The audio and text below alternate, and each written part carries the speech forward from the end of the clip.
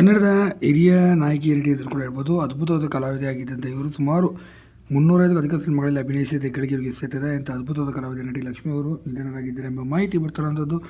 ಹಾಗಾದರೆ ಏನಾಗಿದ್ದರಿಗೆ ಸಂಪೂರ್ಣ ಮಾಹಿತಿ ನಾನು ನಿಮಗೆ ಕೊಡ್ತೀನಿ. ಅದಕ್ಕೂ ಚಾನಲ್ ಕೂಡ ಸಬ್ಸ್ಕ್ರೈಬ್ ಮಾಡಿ. ಚಿತ್ರರಂಗದಲ್ಲಿ ಸಾಲು ಸಾವು ನೋವುಗಳು ಸಂಭವಿಸಿದೆ. ಒಂದು ಕಡೆ ಹೃದಯಘಾತ, ಮತ್ತೊಂದು ಕಡೆ ಅಪಘಾತ, ಹೀಗೆ ಸಾಕಷ್ಟು ಸಾಲು ನೋವುಗಳು ಸಂಭವಿಸ್ತಾರೆ ಅಂತ ಸಂದರ್ಭ. ವಯಸ್ಸಾದ ಕಾಯಿಲೆಯಿಂದ ಕೂಡ ಬಳಲಿದ್ದಂಥ ಲಕ್ಷ್ಮೀಬಾಯಿ ಬಾಳಪ್ಪನವರವರು ಕೊನೆ ಸೆಳೆದಿದ್ದಾರೆ. ಎಣಗಿ ಬಾಳಪ್ಪನವರವರ ಧರ್ಮಪತ್ನಿಯವರಾಗಿದ್ದರು. ಮತ್ತು ನೀವು ಎಣಗಿ ನಟರಾಜ್ ಅವರು ನೋಡಿರ್ತೀರ, ಅವರ ತಾಯಿನೇ ಇವರು.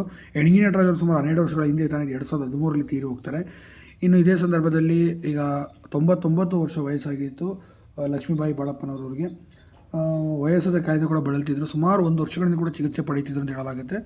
ಸದ್ಯ ಚಿಕಿತ್ಸೆ ಫಲಕಾರಿಯಾಗಿದೆ. ಹೃದಯಾಘಾತ ಮತ್ತು ವಯಸ್ಸಾದ ಕಾಯಿಲೆ ಮತ್ತು ಬಹು ಅಂಗಾಂಗ ವೈಫಲ್ಯಕ್ಕೆ ಒಳಗಾಗಿ ಇಂದು ಮುಂಜಾನೆ 3:15 ಸುಮಾರಿನಲ್ಲೇ ಬೆಂಗಳೂರಿನ ಪ್ರತಿಷ್ಠಿತ ಖಾಸಗಿ ಆಸ್ಪತ್ರೆ ಕೊನೆ ಸೆಳೆದಿದ್ದಾರೆ.